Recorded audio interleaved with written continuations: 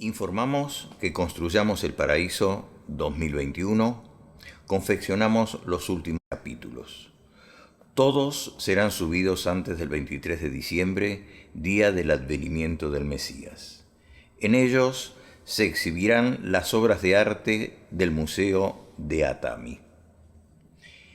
El equipo de Construyamos el Paraíso agradece profundamente y de corazón el gran permiso que nos otorgó Mesusama para poder realizar esta dedicación, pensando en cada uno de ustedes, miembros, simpatizantes y público, columnas vertebrales de la obra de salvación.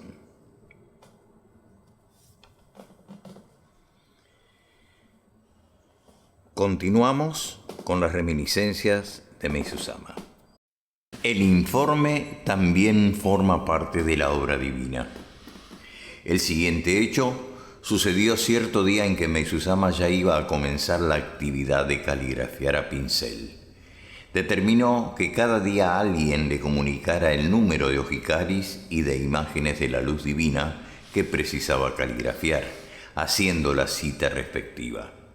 Generalmente estaba definido con antelación quién haría la comunicación. Pero justo en aquel día, cuando Mesusama entró en la sala y acabábamos de saludarlo, repentinamente la radio sufrió una interferencia. La persona encargada del informe fue a ajustar la radio y dejó de hacer la comunicación. Mesusama colocó el pincel en la vasija de tinta y tomó posición para escribir, pero como no recibiera ninguna comunicación, permaneció parado esperando. ¿Cómo? Ni siquiera así nadie le hacía el informe. Él nos llamó la atención diciendo: ¿qué sucede? ¿Qué voy a escribir? La persona encargada del informe comenzó diciendo: discúlpeme, señor, pero como no lograba quitar la interferencia de la radio. Antes de que terminase de hablar, Mesusama lo amonestó severamente diciendo: yo estoy preguntando qué voy a escribir. ¿Qué pretende usted dejando de lado lo que es importante y haciéndome esperar? Si ese es su pensamiento, no puedo dejar que me ayude aquí. A partir de mañana, usted no podrá hacer más esta dedicación. Tampoco dejó que nos escapáramos nosotros, que estábamos allí al costado, y nos preguntó en forma rigurosa: ¿y ustedes por qué permanecen allí callados, mirando? Una de las personas no sabía cómo hacer el informe y fue perdonada.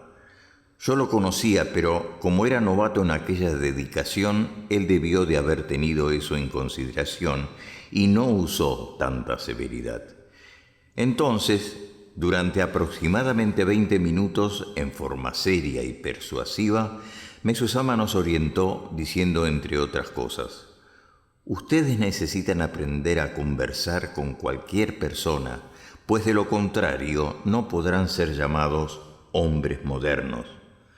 Finalmente, el hombre que no sabe hablar no es activo y no progresa. También dijo: los fieles de Mejiakyo deben saber todo de un modo general y también tener su propia opinión. Y agregó: dejar de hacer el informe significa no darle importancia al servir. Así, en aquel día, el servicio permaneció interrumpido y Mesusama acabó yéndose. La persona que cometió una falta en el informe y fue advertida no fue perdonada por haber perturbado a la obra divina y por alrededor de 50 días no pudo dedicar en nada ligado a la caligrafía. Un dedicante. Haga su informe de acuerdo con la realidad. Al comienzo de mi dedicación en Hagi, en el estado de Yamaguchi, por ser inexperto aún, no había conseguido ni un fiel. Igualmente, Mesusama me pidió un informe, por lo que le dije: aún no conseguí ningún miembro. Él me retrucó: lo haya conseguido o no, una vez que usted fue hacia allá como mi representante, por lo menos informe que no lo consiguió. Así continué durante un año haciendo constar en el informe que no había logrado ningún miembro. Pasado un año completo, comuniqué a Meizu-sama: ya hace un año que estoy sirviendo en Hagi, por lo que creo que no hay esperanza. Entonces él me reprendió: usted habla como si fuese Dios, pero ¿quién le dijo eso? Durante un año usted me envió sin falta los informes, aún para relatarme que no había logrado miembros. Aquello fue determinado por Dios para probarlo. Por lo tanto, esta vez, cuando vuelva allá, comenzará un progreso incalculable. Es ahora cuando la cosa comenzará. Al oír esas palabras me estremecí, pero Hagi comenzó a crecer realmente luego de que oí aquellas palabras de Meizu-sama, un dirigente del templo. ¿Por qué no vino a comunicármelo enseguida? Cierto día, Meizu-sama me pidió que telefoneara a un comerciante en arte respecto de un cuadro famoso de China. Como ya era muy tarde y Meizu-sama estaba realizando un trabajo para la obra divina, pedí a otra persona que le transmitiera el resultado del llamado telefónico y fui a dormir. Enseguida me avisaron que Meizu-sama me llamaba. Recibí un gran reto. ¿Por qué no vino inmediatamente a comunicarme el resultado de aquel llamado telefónico? Me quedé a la espera pensando: enseguida vendrá, pero como no aparecía, pedí que lo llamasen. Poco tiempo después de que todos los participantes de la entrevista pasaran a recibir Yorei colectivo de Meizu-sama, él dijo: ya hace algún tiempo que estoy transmitiendo Yorei. Aún no veo ninguna experiencia de gracias alcanzadas. A través de esos hechos comprendí profundamente que si el informe es algo muy importante para la relación humana, en la relación con Dios es aún más importante. Un dedicante.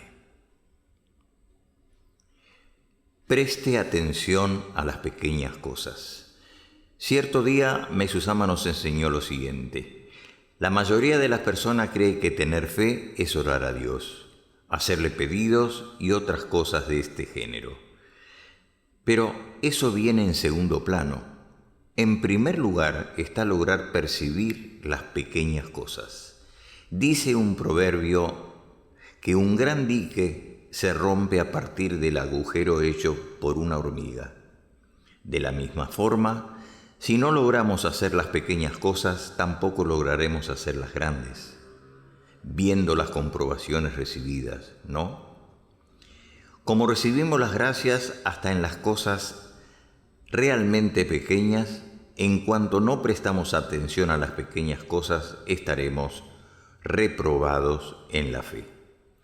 Las enseñanzas de la religión Omoto dicen: en primer lugar está el prestar la máxima atención. Aquellos que no prestan atención a los pormenores se dice que son ignorantes en relación a Dios. Por eso, si por descuido cometemos alguna omisión, terminaremos reprobados en el examen de Dios. Un dedicante. Realizó la entrevista colectiva soportando un dolor muy fuerte. El siguiente hecho ocurrió en una entrevista en la sede provisoria del barrio de Shimizu, en Atami, creo que alrededor de 1950. En esa ocasión, luego de terminada la entrevista con los miembros, tras retornar a su aposento, Meizu-sama comenzó a transmitirse a sí mismo Yorei con una expresión de sufrimiento a causa del dolor en un diente. Estaba determinado que luego de la entrevista yo debería saludarlo, y por eso pude presenciar aquella escena. Durante la entrevista con los fieles, Meizu-sama sintió dolores, pero ante los demás nada demostró, pues lo soportó impasible. En aquel momento sentí que él soportaba el dolor por no querer violentar a los presentes, y recuerdo que recibí una silenciosa enseñanza con su actitud. Un dedicante. La importancia de estar siempre atento y cuidadoso. Lo siguiente sucedió cuando yo estaba dedicando en el Museo de Arte de Hakone. Para ir al servicio descendía por el camino que pasa tras la casa de Hagi en dirección al zaguán de descanso del museo, y en aquel momento Mezu-sama, con paraguas en mano y en compañía de Nidai-sama y de su tía, también estaba descendiendo apreciando el Hagi. Trébol. Como fue un acontecimiento inesperado, apenas bajé la cabeza en reverencia, él me preguntó: ¿está abierto el zaguán de descanso? A aquella hora ya estaba cerrado, pero como yo tenía la llave, le respondí: un momento, y abrí la puerta. En el zaguán, Mezu-sama contemplaba desde la ventana el jardín de los musgos que desaparecía entre la niebla de la lluvia. Yo, pensando que a través del vidrio él no podría ver muy bien el jardín a causa de la neblina, hice ademán de abrir la ventana. Entonces Mezu-sama me miró y preguntó: ¿qué está por hacer? Yo apenas le dije: voy a abrir la ventana. ¿Por qué va a abrirla? Pensé que al abrir la ventana el señor podría apreciar mejor el jardín. Así la neblina va a entrar, ¿no es cierto?, me dijo. Con estas simples palabras me sentí severamente advertido. Luego Mezu-sama estuvo andando entre las sillas del salón y al ver una capa de lluvia sobre una de las sillas preguntó en voz alta: ¿quién colocó aquí esta capa? Fui yo, le dije cabizbajo, y él dijo: una silla sirve para sentarse, no para colocar esto. De hecho, tenía toda la razón. Más que deprisa retiré de allí la capa y nuevamente vino otra advertencia. ¿Quién colocó el paraguas aquí? El lugar del paraguas es en el paragüero. Aquel era mi paraguas. Cuando Mezu-sama estaba de pie ante la ventana, yo lo había soltado para abrir la ventana y eso llamó su atención. Estas cosas sucedieron en menos de 5 minutos. Más tarde, Mezu-sama salió del zaguán y mientras miraba su figura desapareciendo por entre la neblina, dije con rigor para mí mismo que jamás, en ningún momento, debería olvidarme de estar atento y cuidadoso. Un dedicante del Museo de Arte. Irrítense contra el mal. Un día, mi esposa dijo a Mezu-sama: yo me irrito mucho y no sé qué hacer. Por favor, haga que tenga más paciencia. Yo, que estaba a su lado, dije con orgullo: yo no me irrito. Dando una carcajada, Mezu-sama dijo: irritarse es natural.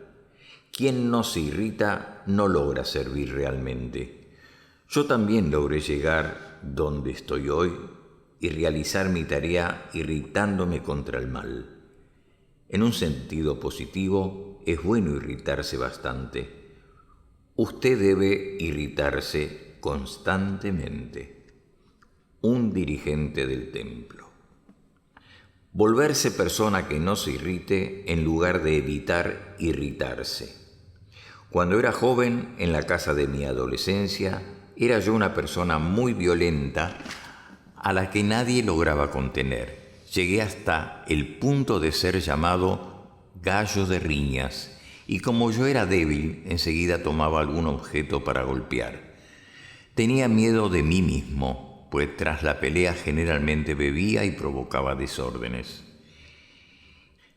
Quien me libró completamente de tales condiciones fue Mezu-sama, que siempre decía: no se irrite, tórnese un bobo. Entonces le pregunté: aunque estemos irritados, basta que no lo demostremos, ¿no es cierto? En ese momento, Mezu-sama me dijo enérgicamente: no debe ni siquiera pensar. De ahí en más, gracias a esas palabras, lentamente fui no irritándome. Me torné un hombre que naturalmente no se irrita en vez de vivir evitando irritarme. Al respecto de mi costumbre de irritarme, una vez Mezu-sama enseñó también: usted dice que se irrita y no logra contenerse. Pero cuando un perro está oculto para usted, ¿acaso usted pelea con el perro? Si usted hace algo con buenas intenciones para alguien, pero ese alguien no simpatiza con usted, él no puede ser considerado un hombre.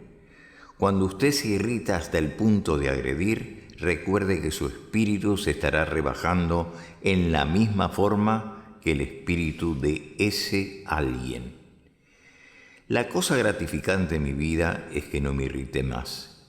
Reconozco que fui un hombre que tomaba casi 2 litros de sake por vez, por lo que cierta vez pregunté a Mesuzama, ¿puede tornarse miembro aún una persona como yo? Entonces Mesuzama me respondió, es por ser una persona como usted que la fe le es necesaria, un miembro calificado. No manifestaba en su fisonomía el propio dolor.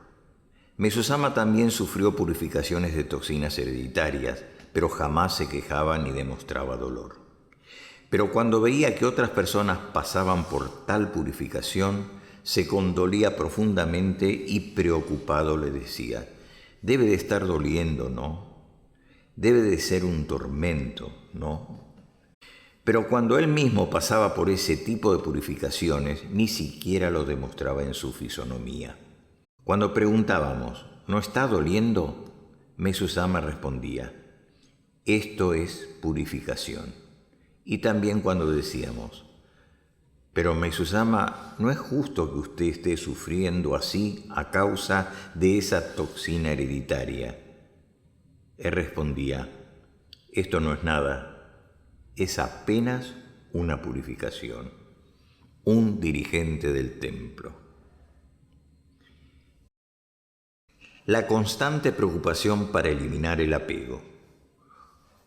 Un día, cuando la entrevista estaba por terminar, en un tono más alto que lo normal, Mesuzama dijo, hoy, como regalo, enseñaré una cosa buena. Instintivamente comenzamos a prestar mayor atención y él nos enseñó en qué manera el apego es algo errado. Cuando tenemos apego, el resultado será infaliblemente lo contrario. Procurando siempre eliminar el apego, deben dejar todo en la mano de Dios.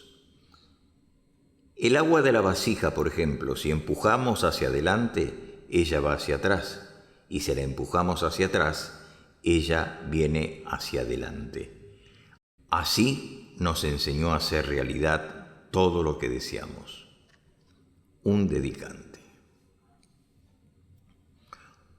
Orden. Cuanto más atareados, mayor cuidado debemos tener.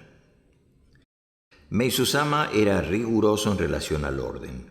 Cuando me atrasé 5 minutos para recibir su yorei, llamó mi atención severamente. Usted va a ser purificado a través de mí, por lo tanto debería haber llegado más temprano, porque yo estoy aguardando. Si la persona que va a purificar tuviera que esperar a aquella que va a ser purificada, el orden estaría alterado. Y continuó, advirtiéndome. Cuando la persona dispone de tiempo, sigue correctamente el orden, pero cuando está atareada, se desvía fácilmente de él. Por lo tanto, cuando esté atareada, tenga más cuidado. Para eso, debe empeñarse en la lectura de las enseñanzas. Eso impide la actuación del espíritu maligno. Dejar de dormir 1 o 2 noches no mata a nadie. Por eso, lea ávidamente las enseñanzas. Cuando dejamos al espíritu maligno actuar en nosotros, no logramos más discernir el orden. Un artesano. Una enseñanza rigurosa acerca del orden, especialmente para los orientadores. En ocasión del primer viaje misionero a diversas regiones de Japón, Mesuzama, pasando por la ciudad de Nagoya, fue a Kioto. A la vuelta, como deseaba acompañarlo, me dirigí al vagón en que él estaba para saludarlo. En aquel momento Mesuzama conversaba con el presidente de la institución, por lo que permanecí esperando del lado de afuera hasta que terminasen, pero la conversación parecía no tener fin. En eso sonó la señal de partida del tren. Yo quería saludarlo, pues pensaba que sería incorrecto embarcarme y acompañarlo sin decirle nada, por lo que ya me estaba impacientando. En ese momento Nidai-sama me preguntó, ¿qué desea? Y yo le respondí, deseo acompañarlos en el viaje. Y al mirar de reojo a Meishu-sama vi que en aquel mismo instante él había cerrado la conversación. Apresuradamente, como el tren iba ya a partir, le dije, voy a acompañarlo, y subí al tren. Cuando embarqué, la dedicante que lo acompañaba me dijo, Meishu-sama lo está llamando, venga rápido. Me dirigí deprisa al coche especial donde él se encontraba. Entonces fui severamente advertido. ¿Acaso usted sabe qué es orden? Yo respondí, sí. Aún no sabía porque me llamaba la atención. Entonces él continuó, mi esposa está aquí como mi acompañante. ¿Dónde se ha visto saludar primero a mi acompañante y dejarme para después? De aquí en adelante usted necesitará orientar a muchas personas, por lo que quiero dejar todo bien claro. Y continuó rigurosamente, esclareciendo en qué medida es importante mantener el orden. Yo quise explicarme, pero nada pude decir además de sí, señor. Y Meishu-sama concluyó diciendo, muy bien, el caso quedó cerrado. Luego fui al coche dormitorio deprimido y no pude dormitar hasta llegar a la ciudad de Atami. A tal punto me tocó el hecho de haber sido reprendido. Sin embargo, luego de ese hecho sentí algo diferente formándose en mi interior y adquirí autoconfianza en relación al servir. Siempre que surgía un problema, me acordaba de la expresión del rostro de Meishu-sama diciendo, ¿acaso no sabe qué es orden? Y luego, que eso me venía a la mente, comprendía cómo debería actuar para encontrar la solución deseada. Por eso, cuando surgen problemas, me acuerdo de su amor por mí, demostrado en esa ocasión, y quedo profundamente agradecido. Un dirigente del templo. Si usted no distingue a Dios, no sabe qué es orden. El siguiente hecho sucedió en abril de 1952, en ocasión del viaje misionero de Meishu-sama a la ciudad de Kioto, y también cuando yo purificaba nuevamente con tuberculosis y estaba muy abatido. Meishu-sama llegaría al restaurante Alaska en el edificio Asahi de Kioto al atardecer, pero hubo un retraso en el horario. Mi tarea era la de portero. Debía conducir a Meishu-sama luego de su descenso del auto hasta la puerta del ascensor, lo que estaba dejándome muy preocupado. El auto de Meishu-sama llegó con el atraso previsto. Abrí la puerta y fui conduciéndolo. Luego de dar 2 o 3 pasos miré hacia atrás y vi que Nidai-sama estaba un poco atrasada. Entonces paré para esperarla. En ese momento nada sucedió. Pero luego fui llamado a la presencia de Meishu-sama que se encontraba en la sala de descanso por intermedio de una señora apurada que con visible preocupación me preguntó, ¿qué sucedió? Él estaba muy enojado. No hice nada, respondí. De cualquier modo, cuando entre en la sala de descanso, pida disculpas, me dijo ella. Así, al llegar ante Meishu-sama, aún sin saber por qué, pedí perdón diciendo, discúlpeme. Entonces él me dijo, usted no me conoce bien. Aún así yo continuaba sin comprender. Después percibí repentinamente de qué se trataba y dije algunas palabras justificándome. Entonces Meishu-sama me habló de la siguiente manera. Ella es mi esposa. ¿Quién es más importante, mi esposa o yo? Al no saber quién soy, usted corre riesgo de vida, pues eso significa que no sabe quién es Dios. Pedí perdón inclinándome respetuosamente. Luego hubo una cena, pero en lágrimas no logré comer. un dirigente del templo. La falta de respeto ante la imagen de la luz divina es imperdonable.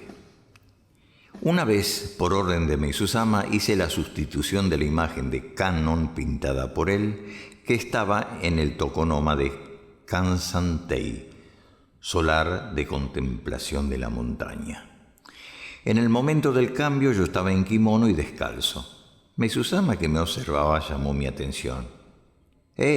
Usted, ¿qué falta de respeto es esa de trabajar con la imagen de la luz divina así descalzo? Cálcese el tabi, medias usadas con el kimono, y proceda con educación. Me sentí realmente agradecido por aquellas palabras. Un dedicante. Al bostezar ante los otros. Cierto día, iniciada la entrevista colectiva con Meishu-sama, comenzaron a oírse por aquí y por allá sonidos extraños, toses y sollozos. Pensé para mí mismo, qué bochinche incómodo. De repente, una persona a mi lado dio un enorme bostezo. Con una mirada penetrante, Meishu-sama llamó su atención severamente. Ante los demás no se debe abrir la boca de esa manera. Por instante hice silencio. Entonces Meishu-sama, con una fisonomía realmente alegre, desató su risa en voz alta. Y así se creó un ambiente cómodo. Entonces, calmadamente, colocando la mano sobre su boca, dijo: se debe colocar la mano en la boca de esta manera. Y continuó la charla. Un miembro calificado. Una vida de intensa disciplina. Es superfluo decir que humanamente Meishu-sama tenía una capacidad e inteligencia realmente notable. Debemos estar realmente conscientes de que, además de eso, era una persona muy esforzada. Su empeño era tal que hasta llegábamos a pensar, aunque no tuviese una capacidad especial, al esforzarse de la manera en que él se esfuerza, cualquier persona conseguiría obtener éxito en su trabajo. Aquello que una vez determinaba hacer, él lo realizaba a cualquier costo. Yo me llamo Maestro Jikan, seudónimo de Meishu-sama, pero como estoy preso de los horarios, soy el Maestro Jikan, horario. Los chistes que hacía de este tipo mostraban que Meishu-sama no era fruto de una simple fuerza de voluntad, sino resultado de un entrenamiento constante y del esfuerzo durante años y años. Por ejemplo, si Meishu-sama creía que las caminatas eran buenas para regular las condiciones del cuerpo y determinaba hacerlas durante 2 horas diarias, realmente así lo hacía. Como la ciudad de Atami es pequeña, ya no sabía más por dónde andar, pues todas las calles ya estaban sobradamente recorridas. Finalmente, él ya sabía de memoria a cuántas casas, a partir de tal esquina, residía tal persona. Puedo hasta ser cartero, decía riendo. Siempre que yo miro la fotografía de Meishu-sama, viene a mi memoria una persona poseedora de una voluntad rigurosa, fuerte como un muelle, capaz de una intensa disciplina, y me siento muy emocionado.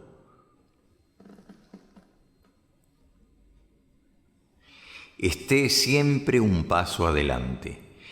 En la época en que era comerciante, Meishu-sama detestaba imitar a los demás y por eso siempre inventaba nuevos artículos para vender, de manera que se volvió tan famoso que se llegó a decir que la tienda Okada era la que dictaba la moda. Cuando los demás lo imitaban, él hacía nuevos lanzamientos y así estaba siempre al frente. Las joyas de la tienda Okada estaban totalmente confeccionadas a partir de los diseños creados por Meishu-sama y por ser de muy buen gusto llamaban la atención. Todos los que oían el comentario: la vitrina de la tienda Okada cambió nuevamente, iban a apreciarla.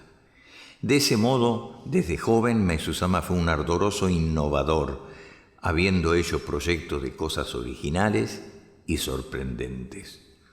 Un familiar.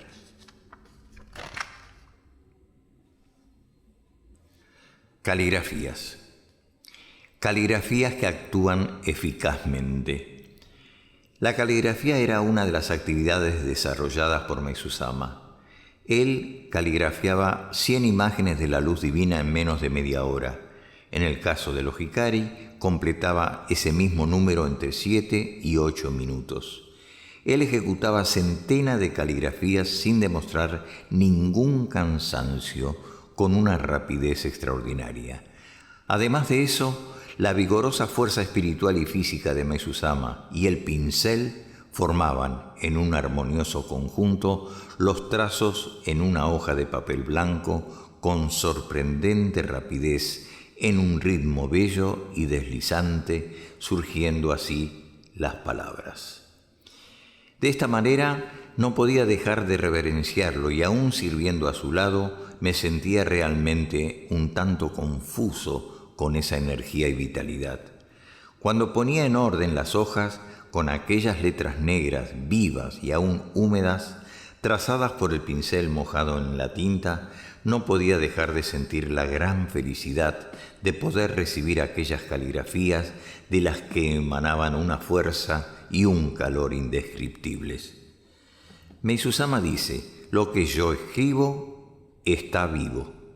El hecho de que la caligrafía, trazos hechos con tinta china, actúan eficazmente, manifestando milagros visibles, es realmente un arte de Dios.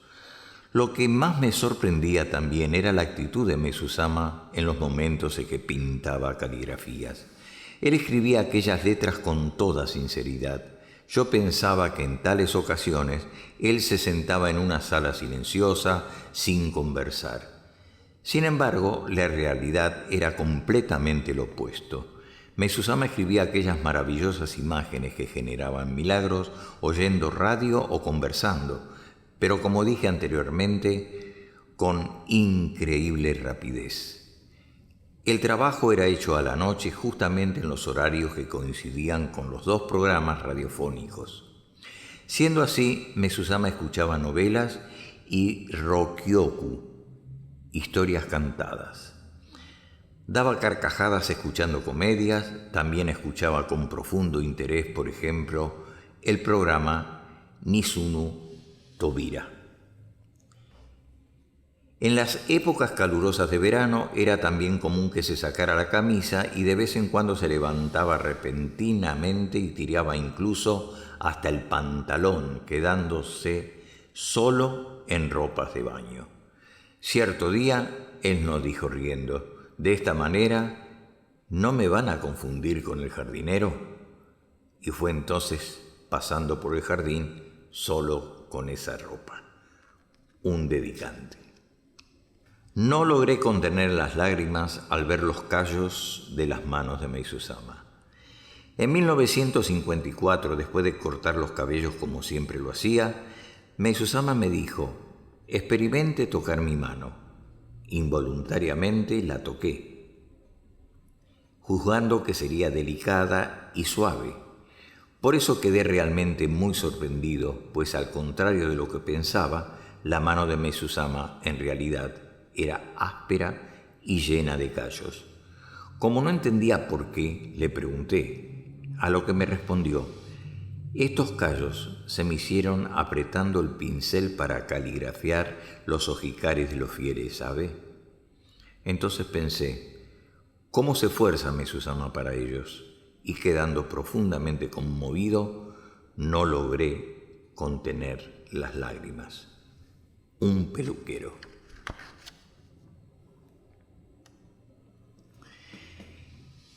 ¿Qué idea es esa de secar la imagen de la luz divina colgándola en una cuerda? Durante el periodo en que servía junto a Mesuzama en la preparación de las imágenes de la luz divina, fui reprendido varias veces. Por ejemplo, Mesuzama siempre hacía las caligrafías escuchando radio. Sin embargo, frecuentemente llamaba mi atención por no conseguir sintonizarla bien. 2 personas más y yo servíamos sentados a su lado, y él nos dijo cierta vez: Cuando yo termine de escribir, saquen el papel inmediatamente.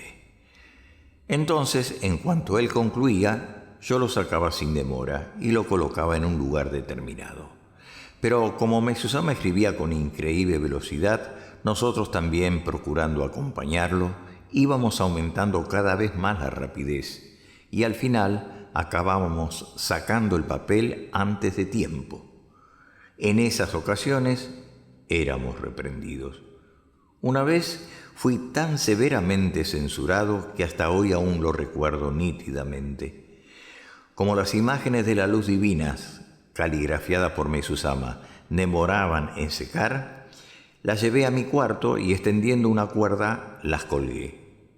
En eso Mesuzama vio, la sacó de allí y me advirtió duramente diciendo: «Qué falta de respeto colgar en un lugar como este la imagen escrita por Dios». Un servidor.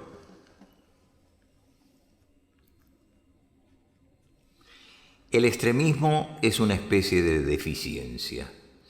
En una ocasión, durante los trabajos de caligrafía, Mesuzama dijo lo siguiente: «Cuando la tonalidad del carbón parece débil y al mismo tiempo fuerte, y no sabemos exactamente cómo está, es que llegamos al punto ideal. Quien consigue eso es un héroe». Normalmente, cuando digo que la tinta está muy fuerte, las personas terminan tornándola demasiado débil y viceversa. A eso denomino extremismo. Es una especie de deficiencia. La política también. En tanto existan las alas derecha e izquierda, es señal de que ella aún no es verdadera. Obtener ese punto ideal es extremadamente fácil. Todos dicen que es difícil, pero no lo es. Todo lo que hago es de esa forma. Aún estando esclarecidos de que el punto de equilibrio es un estado celestial, cuando nos encontramos con dificultades, tendemos hacia el lado extremista e infernal. Un dedicante.